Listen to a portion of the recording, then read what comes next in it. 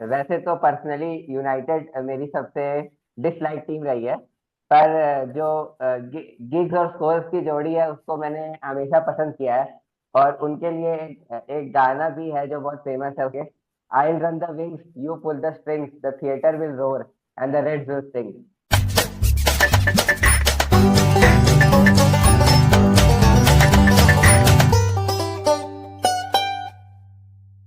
तो breaking fan के episode 4 में आपका स्वागत है।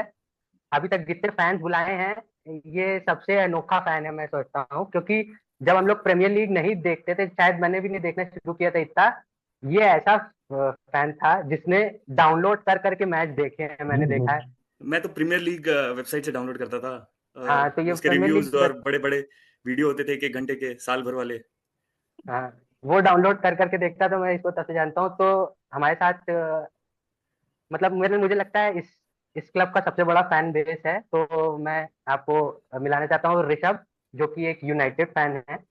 और मुझे लगता है अनुभव तुमको ये राइवल कर सकता है पुराने फैन, मतलब विंटेज फैन की कैटेगरी में।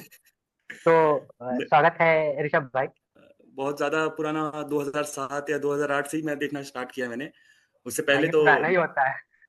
ये पुराना अच्छा। ही होता है। हाँ हाँ, मैंने मतलब पहला का- पोर्टो फाइनल पहुंची थी, वो मुझे पहला मेमोरी है कि मोरिनियो ने पोर्टो को फाइनल पहुंचा दिया था और जीत भी गया था। मेरा जो पहला मेमोरी है वो किसी भी क्लब का नहीं है, वो इंग्लैंड का था।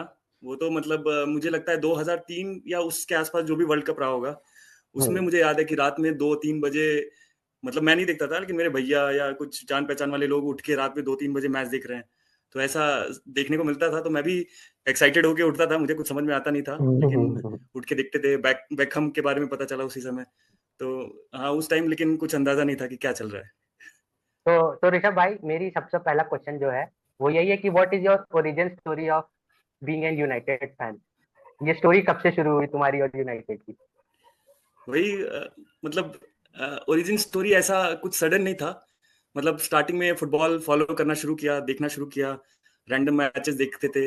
मतलब कुछ अंदाजा नहीं था कि क्या मैच है, कौन सा है, लेकिन देख रहे हैं, फॉलो कर रहे हैं, कुछ समझने की कोशिश कर रहे हैं कि आखिर गेम में होता क्या है। ये तो समझ में आ रहा है कि हाँ, बॉल को नेट में डालना है, लेकिन उसके अलावा हो क्या रहा है वो समझने की कोशिश करते थे। धीरे धीरे थोड़ा अंदाजा मिला। बेकहम जैसे मैंने बताया, वैसे मैंने पहली बार वो शायद एक फ्री किक लेने जा रहा था। मतलब वो मोमेंट में शायद उसने फ्री किक ले भी ली थी। 2003 या 2004 उसके आसपास जो भी वर्ल्ड कप था उसमें, तो मतलब उसके आसपास मतलब ऐसे प्लेयर्स दिख रहे थे, बेकहम, फिर पता चला रोनाल्डो कोई है। तो ऐसे करते करते थोड़ा आइडिया बना, और फिर लेकिन जो मेन पॉइंट था यूनाइटेड को फॉलो करने का, वो काफी अजीब है। मतलब मेरा एक दोस्त है, मतलब हम लोग साथ में क्रिकेट फॉलो करते हैं, सब फॉलो करते थे, लेकिन मजा आता था राइवलरी में कि वो उसने जो टीम लिया है उसके अगेंस्ट वाली टीम मेरी होनी चाहिए। जैसे आईपीएल में वो दिल्ली फॉलो करता था तो मैं चेन्नई फॉलो करता था, तो मजा आता था कि हाँ, शाम मतलब राइवलरी रहती थी, उसमें मजा आता था। तो उसने अपना एक क्लब चूज कर लिया, लिवरपूल। अब उसके बाद अब मुझे भी कोई एक क्लब चाहिए, तो वैसे करके मतलब प्लेयर्स तो पता थे, और फिर एक एक थोड़ा कनेक्शन था यूनाइटेड से। तो ऐसे ही करते करते मतलब हमने यूनाइटेड को फॉलो करना शुरू किया। तो फिर फाइनली मतलब यूनाइटेड मुझे ऐसा लगा कि हर तरीके से, और उस समय रोनाल्डो भी काफी पीक में चल रहा था, और जो पुराने लेजेंड्स थे यूनाइटेड के वो सब जानने को पता चले, तो मतलब एक अट्रैक्शन हो गया यूनाइटेड की तरफ। और फिर धीरे धीरे राइवलरी जो थी लिवरपूल और यूनाइटेड की, तो वो तो हम साथ में अपने दोस्त के साथ फॉलो करते थे। तो ओरिजिन कुछ अजीब तरीके की है, कोई एक एग्जैक्ट स्टोरी नहीं है, लेकिन हाँ, इस तरह करते करते यूनाइटेड पे पहुंचा मैं।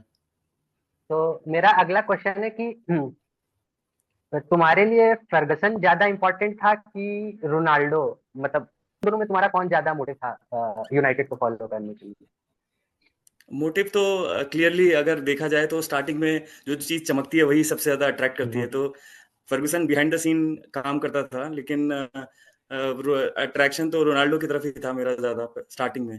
धीरे धीरे करके वैसे समझ में आया कि ये this is a team game, जिसमें एक प्लेयर से कोई मतलब नहीं है। लेकिन अगर मैं स्टार्टिंग मोमेंट की बात करूं तो रोनाल्डो का इम्पैक्ट काफी था। अ, मतलब हम लोग क्या कहते हैं, रोनाल्डो और रूनी और राइन गिग पे फोकस हमारा थोड़ा ज्यादा रहता है। टीम में जो अननेम्ड, मतलब जो उनको लोग जानते नहीं है, पर वो बहुत गहरी छाप। हाँ, तो इस मामले में तो मेरे हिसाब से पॉल स्कोल्स काफी ज्यादा मैं एडमायर करता हूँ। मतलब पॉल स्कोल्स, मतलब जिस तरीके का गेम प्ले, हमेशा से मुझे ऐसा लगता है कि डिफेंसिव मिडफील्डर के ऊपर किसी का ध्यान नहीं रहता है। हम्म। मतलब एक तरीके से वो मिडफील्डर था, लेकिन एक तरीके से वो जो प्लेयर बीच में खेलते हैं उनको कोई भी स्पॉटलाइट नहीं मिलता है। तो मेरे हिसाब से वो पॉल स्कोल्स का काफी इम्पैक्ट रहा है।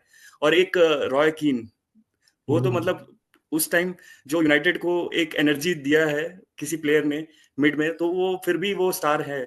और पॉल स्कोल्स को भी अपना स्टारडम मिला, ऐसा नहीं है। लेकिन मतलब एक तरीके से देखा जाए तो पॉल स्कोल्स को मैं मानूंगा। और एक दूसरा प्लेयर भी है, हमेशा से जो भी मिडफील्ड में रहे हैं, उसके बाद से पॉल स्कोल्स के बाद कोई अच्छा मिडफील्डर रहा नहीं, लेकिन माइकल कैरिक एक था जो कि मुझे काफी पसंद था। मुझे काफी ज्यादा पसंद था। मतलब उन जो स्टाइल था प्ले का, और काफी मुझे मतलब वो अट्रैक्ट करता था। और उसके बाद तीसरे नंबर पे वो बहुत ही अजीब नाम है, सब लोग मुझे इसके लिए सुनाते हैं, लेकिन मुझे ऐसा लगता है कि कोई एक एनर्जेटिक प्लेयर आया था यूनाइटेड में, उसके बाद तो आंदर हरेरा।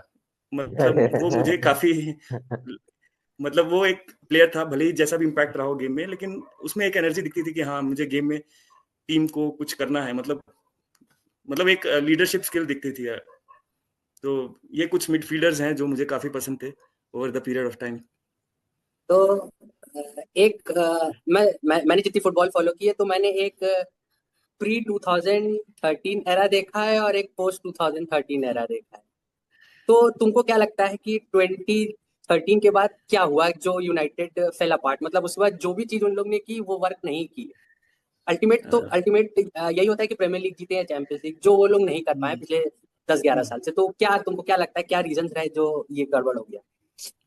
हाँ, मतलब स्टार्टिंग में मुझे ऐसा लगता है कि स्टार्टिंग में मैनेजर्स को कुछ टाइम देना चाहिए था। फर्गुसन के जाने के बाद से ये बहुत ही बड़ा शूज था जो कि फिल करना था। और मतलब उसके बाद काफी क्विक सक्सेशन, मतलब ठीक है, मतलब मौके दिए गए, लेकिन कुछ टाइम और देना चाहिए था मैनेजर्स को, ताकि वो अपना एक टीम बिल्डअप कर सकें, या अपना एक मतलब अपना जो वो सोच है उनकी वो अप्लाई कर सकें। वो चीज फर्गुसन के बाद से नहीं देखने को मिली। कुछ रीजन तो ये रहा कि टीम मतलब मैनेजर्स को मौका ही नहीं दिया, और कुछ मैनेजर्स नहीं मैनेज कर पाए उस स्पेस को। तो ऐसा कुछ स्पेसिफिक आंसर तो नहीं है मेरे पास, लेकिन मुझे ऐसा लगता है कि स्टार्टिंग में कुछ मैनेजर्स को टाइम नहीं मिला, और फिर जो प्लेयर्स हम लाए वो जेल अप नहीं कर पाए, कभी एक टीम नहीं बिल्डअप हो पाई 2013 के बाद। मतलब 2013 से पहले यूनाइटेड एक एज अ टीम खेलती थी। वही सेम टीम जो 2013 के पहले टाइटल कंटेंडर्स रहती थी, वो अचानक से एकदम से खत्म हो गई, एकदम से फेल अपार्ट, कुछ भी नहीं चल रहा है। तो एक वो टीम बॉन्डिंग नहीं थी वहां बीच में, जो जो शायद मैनेजर्स की रिस्पॉन्सिबिलिटी होती है, वो नहीं ला पाए। तो मिक्स ऑफ थिंग्स, मैनेजर्स को टाइम नहीं देना, टीम बिल्डअप नहीं हो पाना, सही प्लेयर्स शायद नहीं लाना, ये सब पॉइंट्स रहे मेरे हिसाब से। तो तुमने बोला मैनेजर्स जितने आए वो उस शूज को फिल नहीं कर पाए जो फर्गसन ने छोड़े थे। तो तुमको क्या लगता है फर्गसन में ऐसा क्या स्पेशल था जो उसने 90s पूरा डोमिनेट किया और स्टार्टिंग 2000 डोमिनेट किया? तुमको क्या लगता है क्या था उसमें ऐसा स्पेशल जो उसने ये डोमिनेट किया? एक तो टीम काफी अच्छी थी। जो जो अकेडमी से प्लेयर्स आए, वो राइट टाइम पे, जो 92 वाला जो बैच कहा जाता है, वो मतलब जेम थे। मतलब वो तो एक साथ टॉप 10 में लाना वैसे प्लेयर्स को मुश्किल था। और फर्गुसन का स्टाइल ऑफ प्ले मेरे को ऐसा लगता है कि मतलब उनको भी स्टार्टिंग में टाइम मिला, ऐसा नहीं है कि वो अचानक से ही ये चीज कर पाए।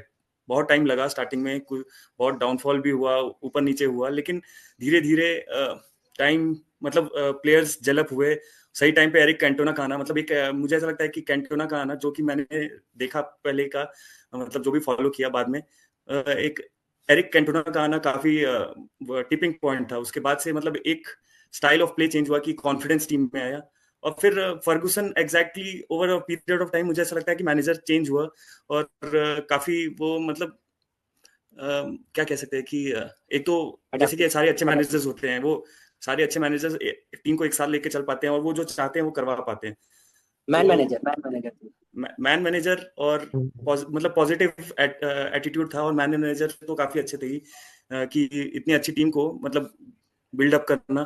तो वैसा मैन मैनेजर नहीं मिला जैसा मुझे लगता है कि उसके बाद कोई ऐसा रहा हो जो जो टीम बिल्डअप कर पाए।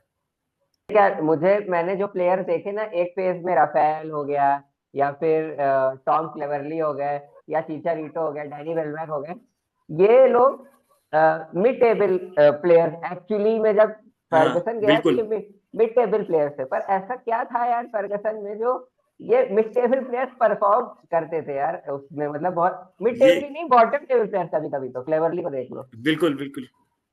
हाँ बिल्कुल, मैं भी इससे एग्री करता हूँ कि भाई जो जो सेम प्लेयर्स 2013 के पहले थे, वो अचानक से ही सारे प्लेयर्स, एंटोनियो वेलेंसिया जो कि एक विंगर है, हम्म। जो कि विंग पोजीशन भी उतना अच्छे से मतलब क्रिएटिव प्लेयर नहीं है, उसको विंग बैक खिलाना या उसके बाद हम्म। से भी खेल ले, लेकिन ऐसे एशले यंग अचानक से कोई स्पेस नहीं था, मतलब कोई क्रिएटिविटी नहीं था, ऐसे प्लेयर्स भी काफी अच्छा परफॉर्म करते थे। तो ये चीजें तो थी, वो मैन मैनेजर काफी अच्छे थे फर्गूसन, जो कि इस मतलब कॉमन सी टीम को, जो कि जो प्लेयर्स मिड टेबल में भी नहीं कहूंगा मैं, जो मिड टेबल में भी खेल पाए या उससे भी नीचे खेल पाए, उन लोगों को एकदम उनके मैक्सिमम कैपेसिटी पे खिलाना, या मतलब वो मतलब best out of the players लाने वाले मैनेजर थे। तो वो चीज काफी अच्छी थी फर्गूसन की। तो तुमने क्लब राइवलरी से एक बात बोली थी। तो फर्गसन के साथ क्या था कि मैनेजर राइवलरी भी थी। ऐसी राइवलरी मैंने वेंगर मुरीनो की जैसे थी, जो कि एकदम ही झड़प हो जाती थी, वैसी राइवलरी तो मैंने फर्गूसन की देखी नहीं। पेस जो था ना वो 2002 3 4 5 वाला था, जिसमें बैटल ऑफ ओल्ड ट्रैफर्ड और फैब्रेगैस ने हाँ जो वो फेंक के मारा, या जो रॉय कीन और पैट्रिक वियरा की लड़ाई होती थी, तो वो एक फेज था हाँ, जब आर्सेनल ये डाउन जो के मिड, लिए। हम्म। हाँ सही, मतलब वो ये जो रॉय कीन और वियरा की राइवलरी थी, वो काफी जबरदस्त थी, मतलब उनका तो मतलब वो राइवलरी देखने लायक थी। वो चीज मैंने बाद में काफी फॉलो की, उस टाइम पे मैंने नहीं देखी थी, लेकिन हाँ वो राइवलरी दिखती थी कि हाँ वो मैच फील्ड में गए हैं, तो वो उन दोनों के बीच में कुछ ना कुछ तो होगा। ये ऐसा क्या हो गया है कि लास्ट के 5-6 साल से मुझे सब कुछ ऐसा लगता है कि सब नेगेटिव ही है, वो जो पॉजिटिव टाइम था वो भी मैं भूल चुका हूँ। वो तो अच्छा, तुम ओवरऑल बता सकते हो कि तुम्हारे 3 फेवरेट मैचेस कौन से, जितने तुमने मैचेस देखे हैं अभी तक, उनमें से हाँ हाँ। तुम्हारे कौन से 3 फेवरेट यूनाइटेड मैचेस थे? एक तो वो मुझे हमेशा याद रहता है, और मुझे ऐसा लगता है कि ओले को कुछ और टाइम मिलना चाहिए था। ओले गुनार सोल्सकर जो हमारा मैनेजर था, वो काफी मतलब मुझे ऐसा लगता था कि उस टाइम थोड़ा पॉजिटिव टीम दिखती थी।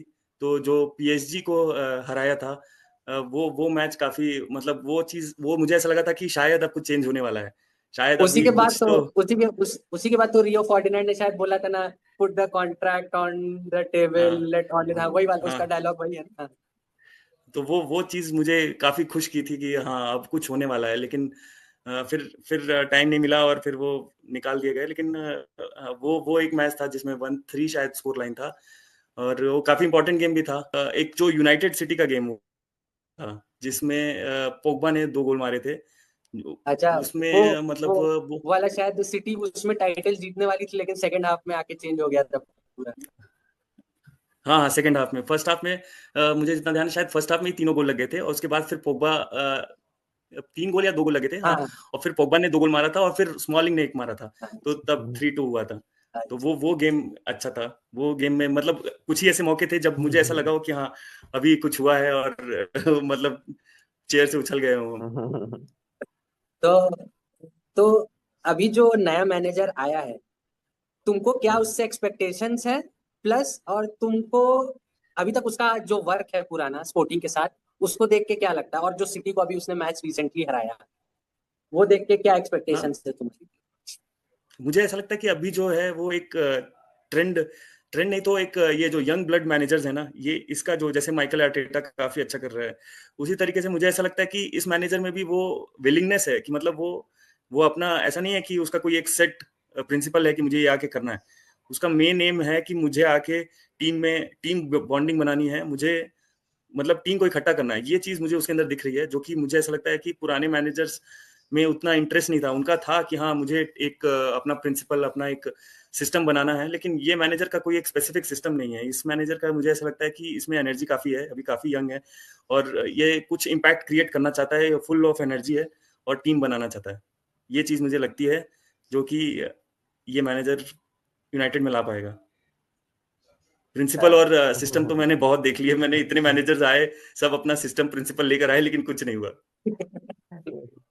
मेरा क्वेश्चन थोड़ा फैन पर्सपेक्टिव की तरफ से है, मतलब फैंस तो मुझे लगता है कि यूनाइटेड के जितने सपोर्टिंग रहे हैं, मतलब एटलीस्ट इन द ग्राउंड उतना तो, पर हर फर्स्ट हर हाफ शुरू होता है रोर से, पर एंड होता था बूस्ट बूस्ट पे।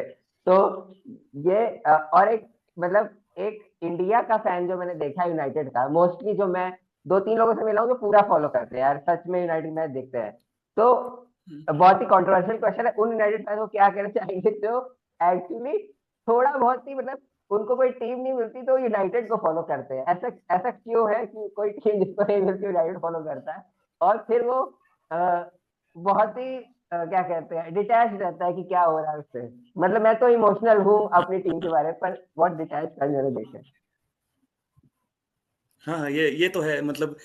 और मुझे ऐसा लगता है कि अब ऐसे लोग सिस्टम से कम हो रहे होंगे, क्योंकि पिछले 7-8 साल में जिस तरीके का यूनाइटेड का परफॉर्मेंस है, तो मुझे ऐसा लगता है कि जो जो लोग अगर डिटैच होके भी फॉलो कर रहे हैं, तो उन लोगों को तो क्या है मतलब, उन लोगों का इंटरेस्ट है वो उस हिसाब से। और मुझे ऐसा लगता है कि यूनाइटेड एक टाइम पे बहुत ही ऐसी टीम थी जिसके अंदर सारे star studded players like you Rooney और रोनाल्डो सबसे बड़ा इम्पैक्ट था, जो कि बहुत सारे फॉलोअर्स को लेकर आए।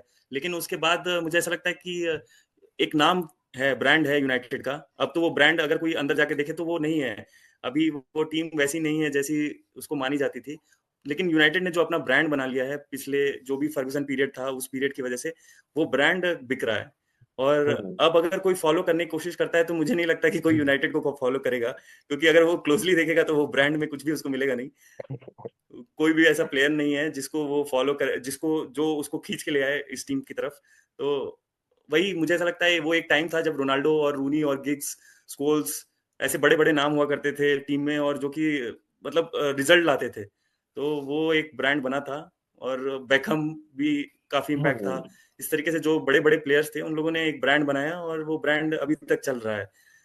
और अब मुझे लगता है कि अब वो ब्रांड सिटी ने ले लिया है, तो अब सिटी सिटी, हाँ, city is the new United. मुझे लगता है कि बेकहम को आधे लोगों ने देखा ही नहीं खेलते हुए, जितने क्योंकि जब हम लोग होश पकड़े, हम लोग की उम्र के लोग, तो बेकहम मैड्रिड जा चुका था।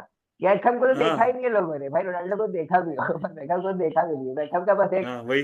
एक जलवा है फ्री किक हाँ, मारने का एक बॉल में। हाँ, वही वो जो जलवा था वही यूनाइटेड से ज़्यादा रिलेटेड है। अगर कोई पूछे कि बेकहम मैड्रिड में भी खेला है, तो शायद कुछ लोगों को नहीं पता होगा। सबको ये ज़्यादा अंदाज़ा होगा कि हाँ, बेकहम एक यूनाइटेड प्लेयर था। तो हाँ। वो चीज़ थी, काफ़ी ज़्यादा टाइम तक था। और हाँ, तो वो ब्रांड जो बना है ना, वो हाँ, वो जैसा धवल कह रहा है वो सही कि city is the new United. तो अब कोई आता है तो उसको वो ब्रांड सिटी में दिखेगा। सिटी में और देखे। हालैंड जैसे प्लेयर जो कि लगातार हैट्रिक पे हैट्रिक मार रहे हैं, तो तो जैसे तुमने पॉल स्कोल्स और कैरी की बात की थी, तो अभी जो प्रेजेंट टीम है इसमें तुम्हारा फेवरेट प्लेयर कौन है? मतलब जो इसमें इसमें अभी तो जो डिफेंसिव मिडफील्डर आए हैं उन लोगों को इतना टाइम मिला नहीं है, और मैं देख नहीं पाया हूँ कि वो जैसे उगारते करके एक प्लेयर है वो आया है, तो उसको अभी उतना टाइम मिला नहीं है कि मैं समझ पाऊँ कि वो अच्छा के किस हिसाब से। कैसेमीरो एक था, लेकिन मुझे ऐसा लगता है कि नहीं, अ, मिडफील्ड में नहीं पूछ रहा हूँ मैं, ओवरऑल पूरी टीम में जितने प्लेयर्स अच्छा हैं उनमें कौन सा? अच्छा पूरे तो इस टाइप से अगर अभी के टाइम में मेरा फेवरेट प्लेयर जो यूनाइटेड में खेल रहा है, जो कि हाँ, हाँ।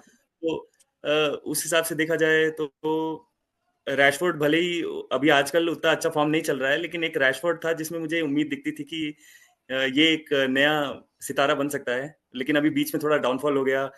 फिर मार्शल भी एक टाइम पे मुझे काफी पसंद था, क्योंकि वो जो टच थे मार्शल के वो बहुत ही प्यारे टच थे, भले ही किसी को पसंद ना हो, लेकिन वो बहुत ही प्यारे टच थे। और अगर मुझे ऐसा लगता है वो उसको उसके जैसे एक दो प्लेयर और मिले होते तो शायद वो और अच्छा प्लेयर होता। काफी अच्छा टचेस और पासेस थे मार्शल के। और अभी के टाइम में फर्नांडिस, ब्रूनो तो है ही, लेकिन ब्रूनो का मुझे अभी ऐसा लगता है कि वो एक मेहनती लेबर टाइप प्लेयर हो चुका है जिसको कोई मतलब नहीं है। वो उसको ऐसा लगता है कि वो उसके अंदर लीडरशिप स्किल है, लेकिन उस लीडरशिप स्किल की वजह से वो ऐसा सोचता है मेरे को टीम को पूरा खींच के ले जाना है। पूरा ले जाना। वो शायद ये मेंटालिटी उसमें डालनी पड़ेगी कि भाई तुम एक अटैकिंग मिडफील्डर हो, अपनी पोजीशन से खेलो, थोड़ा बहुत सपोर्ट करो मिडफील्ड में, लेकिन इसका मतलब ये नहीं कि तुम भाई डिफेंस में आ जाओ, पूरा का पूरा टीम तुम ही चलाओ। तो वो चीज अभी ब्रूनो में दिख रही है, जिसकी वजह से नहीं तो ब्रूनो काफी अच्छा प्लेयर है अगर वो अपनी पोजीशन से खेले। मेरा ये एक एक एक ये था कि जैसे कि जो अच्छे स्ट्राइकर्स थे, जैसे कि रोमेलू लुकाकू हो गया, या और भी 2-3 स्ट्राइकर इन्होंने साइन किए थे उस समय, जो स्टार स्ट्राइकर जिनको एक दे सकते हैं, तो वो लोग फैलकाओ भी उन किया था, फैलकाओ भी किया था। मतलब स्टार स्ट्राइकर से कमी नहीं रही, पर क्या हुआ कि वो लोग कभी क्लिक नहीं किया, और यूनाइटेड में ऐसा लगता था उनको कुछ बॉल ही नहीं आती थी, सर्विस ही नहीं होती थी, ऐसा पता हाँ नहीं क्यों ऐसा लगा कि उनका फीडिंग सिस्टम ही नहीं था उनके पास। हाँ, वो चीज थी। लुकाकू का कुछ कुछ ऐसे टाइम होते थे कि हाफ टाइम हो गया, अभी तक भी 2 टच हुए हैं, 1 टच हुआ है। जो भी अटैकर है उसके उसके डी के अंदर एक भी टच नहीं है। हाँ। ऐसे ऐसे ऐसे सिचुएशंस होते हैं, और मुझे ऐसा लगता है ये अभी एरिक्सन काफी एक अच्छा प्लेयर है। जब एरिक्सन के आने के बाद से एरिक्सन जैसे कुछ प्लेयर्स हों जो कि जिनका इंटेंट हो कि हमें हमारा जो स्ट्राइकर खड़ा है हमें उसको किसी तरीके से कुछ प्रोवाइड करना है, कुछ देना है ताकि वो कुछ कर पाए। वो चीज इंटेंट जो ये मुझे ऐसा लगता है सबसे ज्यादा प्रॉब्लम प्रिंसिपल और सिस्टम की वजह से हुआ है। जो कि प्लेयर आते हैं, मैनेजर्स बोलते हैं कि अब हम अपना सिस्टम बनाएंगे, सिस्टम बनाने के चक्कर में प्लेयर्स जो मेन काम है वही नहीं करते हैं। तो ये काफी ज्यादा नेगेटिविटी दिखी है मुझे पिछले 5-6 साल में गेम प्ले में, कि गेम में कोई पॉजिटिव इंटेंट नहीं है। बॉल को अपने पास ही पोजेशन परसेंटेज ऐसा लगता है बढ़ाने के लिए आपस में पास कर रहे हैं, कोई मतलब नहीं है, साइड पास चल रहे हैं, कोई कोई स्ट्रेट पास नहीं है, कोई फॉरवर्ड की तरफ पास नहीं है। तो ये चीजें कहीं ना कहीं मैनेजर्स की भी गलती होंगी, और सिस्टम जो अंदर का सिस्टम है जो ये लोग सोच रहे हैं वो सिस्टम सही नहीं था। मैं एक अपडेट, मैं मतलब अगले अगले सीरियस क्वेश्चन, मैं एंटनी पे अपडेट लेना चाहूंगा कि एंटनी के बारे में क्या राय है यूनाइटेड फैन बेस से, क्योंकि मुझे तो भाई बहुत ही एटीट्यूड वाइज, भाई आप खेलते कैसे भी हो पर एक एटीट्यूड वाइज आपको एक वो होना चाहिए, कम से कम हाँ, एक रिस्पेक्ट। एंटनी में मुझे कुछ भी उम्मीद नहीं दिखती है। मुझे तो ऐसा लगता है कि ये बहुत ही खराब साइनिंग थी, और कोई भी किसी भी तरीके से उम्मीद नहीं दिखती है। वो बॉल लेकर आप उधर 2-4, वो सब प्लेयर सोचते हैं कि वो रोनाल्डो ही बन जाएंगे, लेकिन वो कोई कोई गेम इम्पैक्ट नहीं है। आप अपने विंग पे ही बॉल ऊपर नीचे कर रहे हो, कोई मतलब नहीं है टीम प्ले से। तो वो चीज, हाँ, मुझे अभी जो हमारा नया प्लेयर लेफ्ट विंग से खेल रहा है गर्नाचो, उससे उम्मीदें हैं। वो काफी अच्छा प्लेयर लग रहा है, और वो कुछ पॉजिटिव इम्पैक्ट ला रहा है टीम में, गेम प्ले में। तो उससे उम्मीदें हैं, लेकिन मुझे एंटनी से कोई भी उम्मीद नहीं है। मुझे ऐसा लगता है कि उससे अच्छा तो सैंचो है। पता नहीं सैंचो को क्यों लोन पे छोड़ दिया गया, लेकिन वही लेफ्ट मुझे लगता है लेफ्ट लेग के लिए लेफ्ट लेग प्लेयर हमारे पास नहीं है, तो वो उसके लिए लाया गया होगा एंटनी को। लेकिन कोई उम्मीद नहीं है मुझे एज अ फैन, कोई भी उम्मीद नहीं है। जितने तुमने प्लेयर देखे हैं अपने उसमें जर्नी में, तो उनकी एक स्टार्टिंग 11 बनानी है सारे प्लेयर्स की, तो विद पोजीशन तो तुम क्या बनाओगे? अच्छा, तो कीपर में मैंने डिगे और वेंडसार दोनों को देखा है, लेकिन दोनों, डिगे भी एक टाइम पे ऑलमोस्ट मतलब बेस्ट प्लेयर का अवार्ड मिला साल में। तो वेंडसार को मैंने ज्यादा देखा नहीं, लेकिन काफी अभी के लिए मैं डिगे लेता हूँ, क्योंकि मैंने बहुत ज्यादा फॉलो किया, देखा। वो एक टाइम पे टीम, अब साल में किसी प्लेयर को मतलब प्लेयर ऑफ द ईयर मिल रहा है यूनाइटेड में, वो भी गोलकीपर। फिर डिफेंडर में एक विडिस तो रहेगा ही, और सेकंड डिफेंडर मेरे हिसाब से विंग बैक अगर देखें तो लेफ्ट साइड में पेट्रिस एवरा, और राइट साइड में कोई भी अच्छा मैंने देखा नहीं इसके बाद से। कभी एंटोनियो वेलेंसिया खेला है, कभी यंग, लास्ट वैन बिसाका था, तो उसका कोई क्रिएटिव इन्वॉल्वमेंट नहीं था। तो मेरे हिसाब से राइट विंग बैक पे मैं खिलाऊंगा जो अभी रिसेंट हमारा राइट विंग बैक है, मुझे उसमें काफी दिख रहा है उसको। हाँ, माजुराई, माजुराई यही है। और जो एक स्पेस बचा वो मैं ठीक है, अभी के लिए मैं क्रिस मॉलिंग को दे देता हूँ, कोई बात नहीं, या जॉनी इवेंट्स को या क्रिस मॉलिंग को दे देता हूँ। कोई मेरे पास प्लेयर नहीं है अभी। मैं मैगवायर को बोलना नहीं चाहता हूँ क्योंकि वो अच्छा खेलता है, लेकिन फिर अचानक से सब कुछ गड़बड़ कर देता है। और डिफेंसिव मिडफील्ड में मैं पॉल स्कोल्स और रॉय कीन, ये दो तो रहेंगे ही।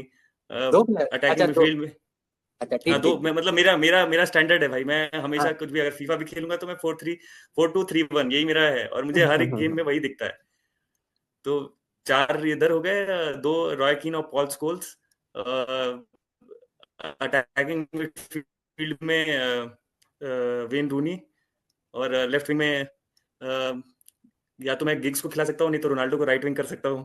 राइट विंग पे मेरे पास कोई और ऑप्शन अभी मुझे ऐसा लगता है कि हाँ ठीक है, गिग्स को मैं लेफ्ट विंग पे और राइट विंग पे रोनाल्डो, और अटैक में फॉरवर्ड में वैन निस्टेलरॉय। तो ये मेरा 11 मुझे लगा रहेगा। अभी बोलेगा वैन परसी, अभी वैन परसी वैन पर्सी का जितना भी पीरियड था वो भी बहुत अच्छा था, तो वो लास्ट हमारा फॉरवर्ड वो काफी अच्छा था, उसके बाद से ही कोई इम्पैक्टफुल फॉरवर्ड नहीं रहा हमारे पास, तो ये मेरा 11 रहेगा। अच्छा। नानी नानी भी एक था, नानी। नानी को राइट विंग। लेकिन गिग्स और रोनाल्डो दोनों ही अपना जगह हाँ। उनको देना चाहिए, हाँ, तो नैनी के लिए जगह नहीं है। ठीक ठीक। तो अब मैं कुछ क्वालिटीज बोलूंगा, उसके रेफरेंस में तुमको एक प्लेयर बोलना है, ठीक? तो ठीक। Heading heading. Heading Ronaldo. Passing. Passing Paul Scholes. Shooting. Shooting Ronaldo को भी दिया जा, वेन रूनी को भी दे सकते हैं, वैन पर्सी, सब काफी अच्छे अच्छे शूटर्स थे एक टाइम पे। Vision vision. विजन, मैं सब कुछ पॉल स्कोल्स को ही नहीं देना चाहता हूँ, तो अभी के लिए मैं विजन में ब्रूनो को दे दूंगा, Bruno. Defending. Defending Vidic.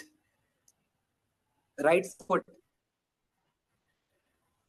Right foot, right foot Wayne रूनी।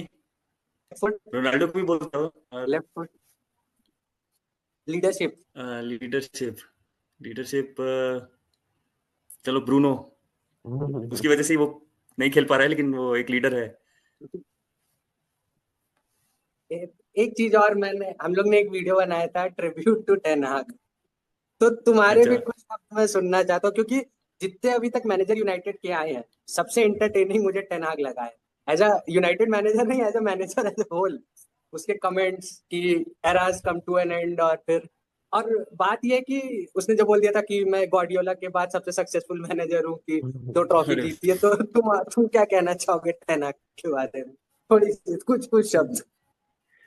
मैं ज्यादा क्या ही बोलूं, मतलब मेरे पास कोई शब्द नहीं है, मैं क्या बोलूं, मतलब मुझे ऐसा लगता है कि सारे मैनेजर्स में जो यूनाइटेड को नीचे ड्रैग किया है वो ये मैनेजर था, तो मुझे ऐसा लगता है बाकी सब मैनेजर्स ने एटलीस्ट कुछ तो किया होगा, लेकिन अभी जो मेरा सिचुएशन है, अभी करंट यूनाइटेड सिचुएशन है, टीम है, वो बहुत ही ज्यादा, मतलब एकदम ऐसा लगता है डीमोटिवेटेड है, उनको बहुत ही ज्यादा मोटिवेशन की जरूरत है। मुझे पता नहीं कि इंटरनल टीम टॉक क्या होता था उनका, या वो किस तरीके से मोटिवेट करते थे, लेकिन मुझे ऐसा लगता है हर गेम के बाद से मोटिवेशन कम ही होता जाता था।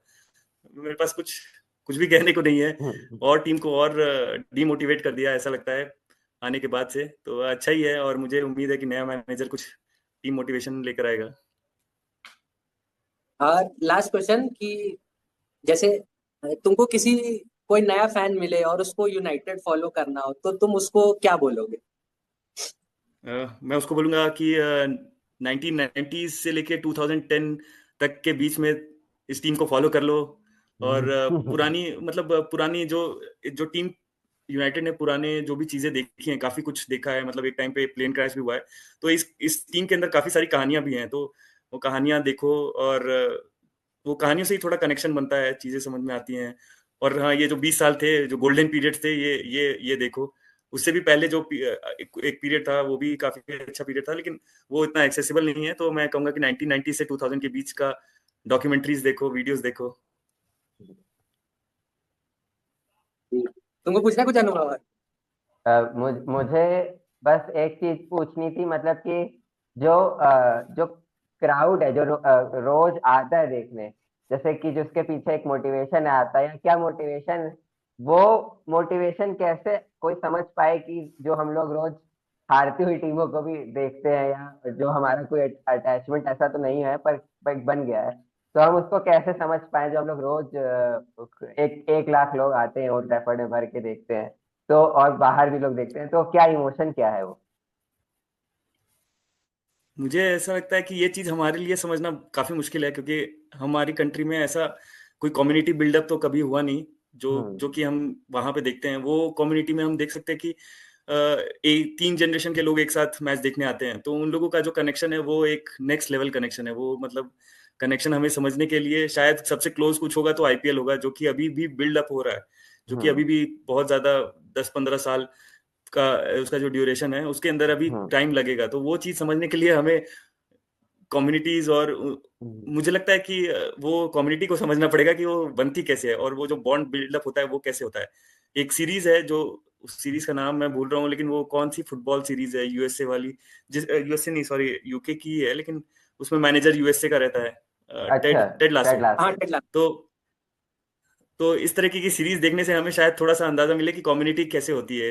वहाँ का जो एक बार होता है, एक पब होता है, जहाँ पे लोग हमेशा इकट्ठा होते हैं और उसके अराउंड बातचीत होती है, उन लोगों के डिस्कशन होते हैं, और वो एक कम्युनिटी है, उसमें सिर्फ फुटबॉल की बात नहीं होती है, वो पूरा लाइव डिस्कशन होता है और उसके साथ साथ फुटबॉल भी चलता है। तो वो चीज समझने के लिए शायद हमें पहले कम्युनिटीज को समझना पड़ेगा कि वो कैसे बनती है, और बस ये चीज देखें कि एक मैच को देखने के लिए 3 जनरेशन के लोग आ रहे हैं, तो इससे शायद कुछ हमें आइडिया मिले।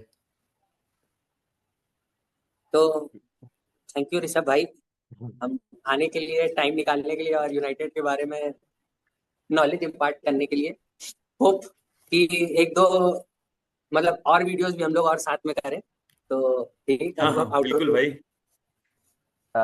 तो वैसे तो पर्सनली यूनाइटेड मेरी सबसे डिसलाइक टीम रही है, पर जो गिग्स और स्कोल्स की जोड़ी है उसको मैंने हमेशा पसंद किया है, और उनके लिए एक गाना भी है जो बहुत फेमस है, उससे हम आउटरो देना चाहेंगे। I will run the wings, you pull the strings, the theatre will roar and the reds will sing. तो वो जो माहौल बनता था, वो जो लास्ट मिनट गोल होते थे, जो अनएक्सपेक्टेडली टीम रिकवर करती थी कहीं से, वो यूनाइटेड ने बहुत वैसे फेजेस देखे हैं, बहुत वैसे मोमेंट्स देखे हैं। तो उसके एक ट्रिब्यूट में ही ये एक वीडियो था। और आप ब्रेकिंग फैन के और एपिसोड्स आएंगे तो आप प्लीज लाइक शेयर सब्सक्राइब करिए। Bye bye.